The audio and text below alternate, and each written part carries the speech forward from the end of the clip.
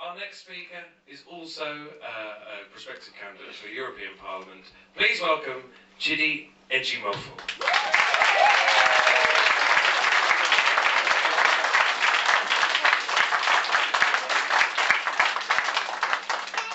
Hello, hi.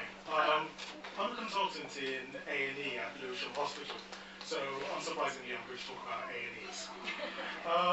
You've all been witness to... Sorry, can you hear me now? Yes. Slightly higher. Good. Right. You've all been witness to what's been happening within London, the move to slash the numbers of A&Es, and by essentially that's a prelude to carrying out the same policy across the UK as much as they possibly can.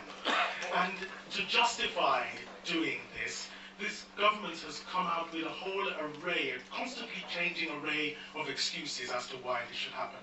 Firstly, they claim that there were too many A&Es. I don't know in comparison to what or where. Then they said we can't afford the number of A&Es that we have. Again, I think Louise has quite comprehensively demolished the whole austerity argument. They said, oh, the quality of A&Es is insufficient. They're not good enough to reach the London quality standards, which is quite funny because we all contributed as A&Es to say, oh, we want to improve our standards and these are what we want to aim towards. So they snatched that and said, okay, we can use it to beat them about the head. And they've come out with more. They're having run down the NHS as much as they possibly could and demoralized people. They turned around and said, oh, there aren't enough doctors and nurses to staff all of the A&Es, so that's why we need to close them. And they've just, the excuses have continually changed and morphed. However, despite having these arguments comprehensively demolished and having other better solutions put before them, they've steadfastly stuck to their guns and what they want to do is cut the number of A&Es. And nowhere has this insistence on sticking to their guns been better exemplified than in the campaign I was involved in, the Save Lewisham Hospital campaign.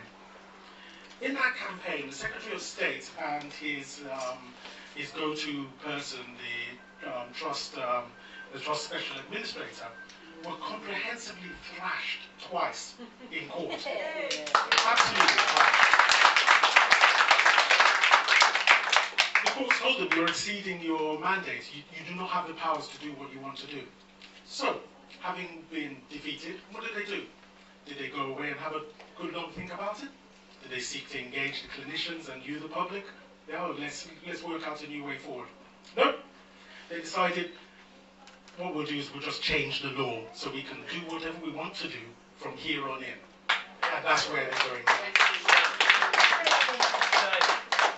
Now, to me and many others, this obstinate refusal to listen to the people, to listen to clinicians, to take advice, points to something rather sinister underlying the whole motive. I don't believe this has got anything to do with trying to improve clinical standards.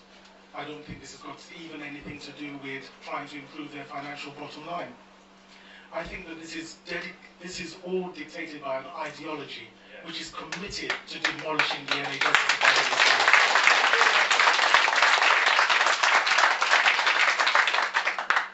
I love working in emergency medicine. I'm certainly not in it for the money because there's no private practice then.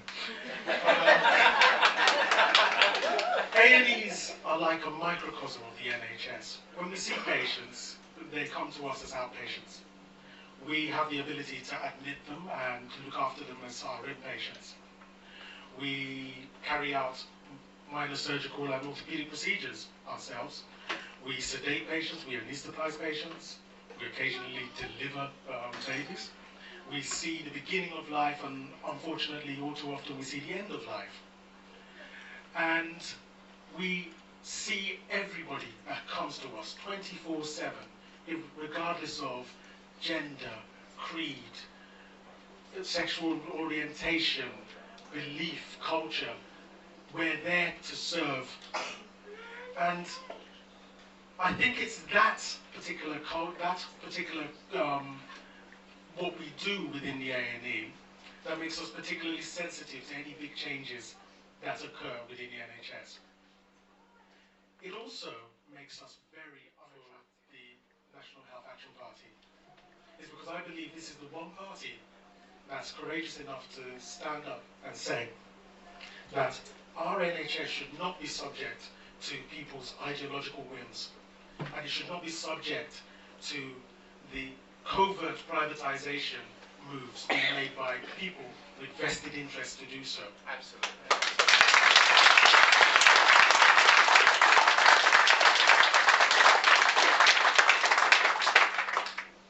I'm not a politician.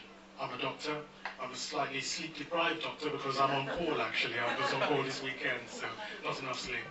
But I believe that these are issues that are too important to be left in the hands of professional politicians.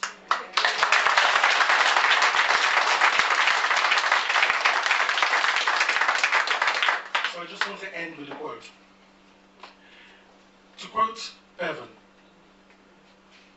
our NHS will last as long as there are folk left with the faith to fight for it. I'm up for that fight. I hope that you are too.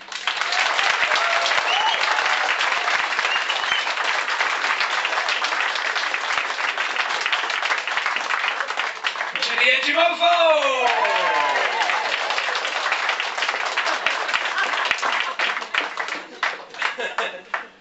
Have you spent your entire life having jokes made that your surname is Ejimofo?